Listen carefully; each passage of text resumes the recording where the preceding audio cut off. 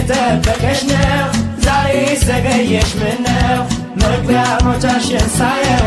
ስተፊ ጨነቃለሁ አይኔ እየጠበቀሽ ነው ዛሬ ዘገየሽ ምነው መግቢያ መውጫሽን ሳየው ስተፊ ጨነቃለሁ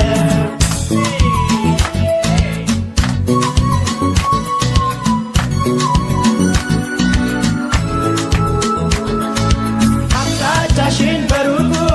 ሁልጊዜ ቃኘዋለሁ ባላፊ አግዳሚውን ስራ ፈት ብያለሁ ምንም አይደለም ይሁን ሳትመጪ ግን አትግቢ